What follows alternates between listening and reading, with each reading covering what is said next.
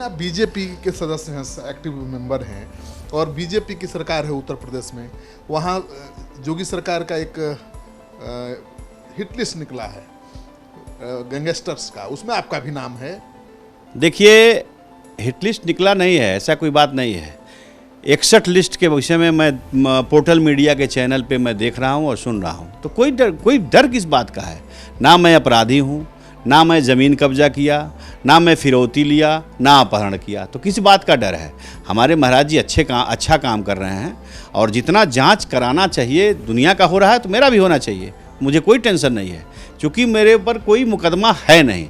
एक आध मुकदमे राजनीतिक हैं। खबर जो चल रही है कि वहाँ दर्जनों क्रिमिनल केसेज आपके खिलाफ है उत्तर प्रदेश में। अब दर्जनों केस कह रहा है लोग, कहाँ से वो केस आया है और किस तरीके से लोग कर रहा है हमको नहीं पता। हमको तो नहीं पता कि हमारे ऊपर कोई मुकदमा 40 मुकदमा 35 मुकदमा ये लोग गिना रहा है, दिखावे ना। मैं तो पोर्टल मीडिया पे केस करने वाला हूँ मानहानि का। नमस्कार, सिटी पोस्ट के इस खास पेशकश में आपका स्वागत है। मैं हूं श्रीकांत प्रत्युष, मेरे साथ खास मेहमान भी हैं। जी हां, राजन तिवारी, आपने इनका नाम सुना होगा, 2 बार विधायक भी रह चुके हैं। आगे इनकी क्या तैयारी है, क्योंकि बिहार में राजनीति गरमाई हुई है। राजन जी, अभी बिहार में चुनावी सरगर्मी बढ़ी हुई है, सभी नेता क्षेत्र का दौरा कर रहे हैं, गठबंधन बन रहा है नया नया। आपकी क्या भूमिका होने वाली है इस चुनाव में? देखिए, हमारी भूमिका क्या है, मैं तो परमानेंट 365 दिन लगातार जनता के बीच में जनसेवक के रूप में उसके दुख दर्द में सम्मिलित रहता हूं और अपनी पार्टी को ज़मीन स्तर से लेकर के हर लोगों के बीच में अपनी पार्टी की बखान, जो हमारे मोदी जी का क्रियाकलाप है उसके बारे में, विकसित हिंदुस्तान के विषय में, विकसित भारत के विषय में हम बताते रहते हैं। आप बीजेपी में हैं अभी? हाँ, बिहार बीजेपी का सक्रिय सदस्य हूँ। बिहार में बीजेपी का एक सक्रिय सदस्य हूँ, एक सिपाही हूँ भाजपा का, और जन जन तक भाजपा के विषय में, भाजपा के अच्छाइयों के विषय में, कैसे देश बढ़ेगा, देश में अमन चैन शांति किस तरह रहेगी, हमारे प्रधानमंत्री जी का विज़न क्या है, हमारे गृह मंत्री जी ने क्या क्या किया, इन सब बातों को मैं देश के, अपने प्रदेश के विषय में, हर जनमानस के बीच में ले जाता हूँ। लेकिन आप बीजेपी के सदस्य हैं, एक्टिव मेंबर हैं और बीजेपी की सरकार है उत्तर प्रदेश में। वहाँ योगी सरकार का एक हिट लिस्ट निकला है गैंगस्टर्स का, उसमें आपका भी नाम है। देखिए, हिट लिस्ट निकला नहीं है, ऐसा कोई बात नहीं है। 61 लिस्ट के विषय में मैं पोर्टल मीडिया के चैनल पे मैं देख रहा हूँ और सुन रहा हूँ, तो कोई डर किस बात का है। ना मैं अपराधी हूँ, ना मैं ज़मीन कब्जा किया, ना मैं फिरौती लिया, ना अपहरण किया, तो किस बात का डर है। हमारे महाराज जी अच्छा काम कर रहे हैं और जितना जांच कराना चाहिए दुनिया का हो रहा है तो मेरा भी होना चाहिए, मुझे कोई टेंशन नहीं है, क्योंकि मेरे ऊपर कोई मुकदमा है नहीं। एक आध मुकदमे राजनीतिक हैं। दूसरी चीज़ कि गैंगस्टर का मुकदमा मेरे ऊपर था। गैंगस्टर एक्ट में अभी मैं कुछ दिन पहले पुराने 97 के मुकदमे में बंद हुआ था, और जिसमें कोर्ट ने, मुझे न्यायपालिका पर भरोसा था, क्योंकि वो मुकदमा पूर्व में मुझे जानकारी नहीं थी, तो मुझे जानकारी नहीं होने के नाते वारंट निकल गया था, पता ही नहीं था। फिर मैं गया, जेल गया और 1 महीना 22 दिन में जमानत करा के बाहर निकल आया, और न्यायपालिका पे भरोसा था और बहुत जल्द ही ऊपर वाले के आशीर्वाद से न्यायपालिका ने ससम्मान हमको रिहा किया। नहीं, तो खबर जो चल रही है कि वहाँ दर्जनों क्रिमिनल केसेज आपके खिलाफ है उत्तर प्रदेश में। अब दर्जनों केस कह रहा है लोग, कहाँ से वो केस आया है और किस तरीके से लोग कर रहा है हमको नहीं पता। हमको तो नहीं पता कि हमारे ऊपर कोई मुकदमा 40 मुकदमा 35 मुकदमा ये लोग गिना रहा है, दिखावे ना। मैं तो पोर्टल मीडिया पे केस करने वाला हूँ मानहानि का।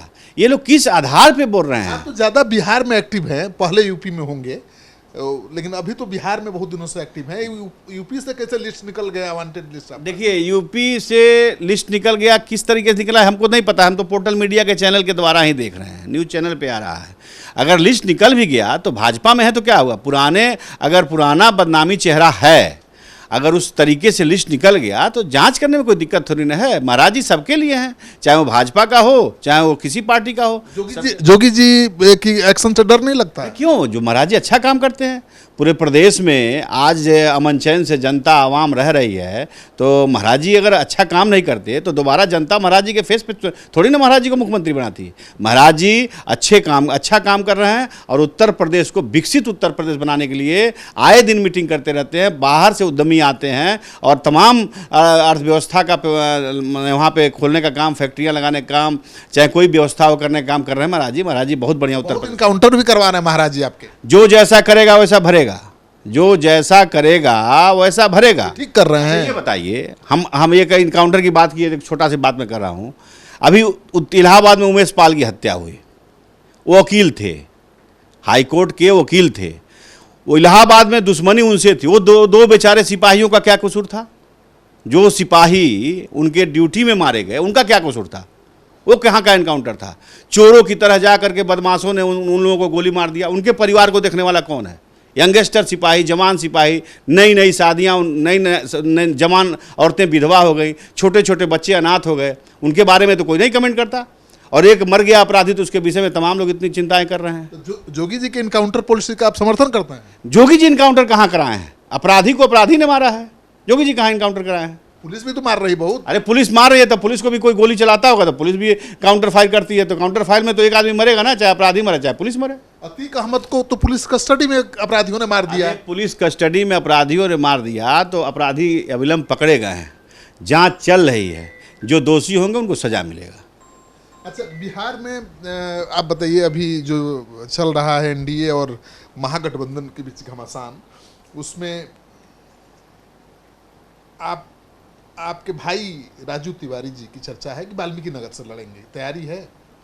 देखिए, टिकट अगर मिलेगा चंपारण से, किसी भी सीट से मिलेगा गठबंधन में, तो राजू तिवारी जी लड़ेंगे और जीतेंगे भी, निश्चित जीतेंगे। अगर राजू तिवारी लड़ते हैं तो निश्चित जीतेंगे। आपकी पार्टी को कितनी सीटें, नहीं आपकी पार्टी नहीं, एलजेपी को कितनी सीटें मिलने की उम्मीद है? एलजेपी के लोग बताएंगे ना उनको कौन सी सीट मिली है, कौन सी सीट नहीं मिली है। हमारा काम है कि भारतीय जनता पार्टी का कोई भी कैंडिडेट आवे, उसके गठबंधन का कोई भी कैंडिडेट आवे, उसको पूरे तन मन धन से उसकी मदद करके, पूरे निष्ठा के साथ उसको जिता करके मोदी जी को हाथों को मजबूत करना है। विधानसभा चुनाव फिर भी लड़ने की तैयारी? नहीं, मैं विधानसभा चुनाव नहीं, अगर मौका मिला तो लोकसभा लड़ूंगा। मैं भी दावेदार हूँ वाल्मीकि नगर का। अच्छा, मैं भी भारतीय जनता पार्टी में हूँ और भारतीय जनता पार्टी अपने शीर्ष नेतृत्व से टिकट का मांग करता हूँ। आपको भी बीजेपी से मिल गया टिकट और उधर राजू तिवारी को एलजेपी से मिल गया, तो अपना लड़ेंगे, हम अपना लड़ेंगे, भाजपा लड़ेंगे।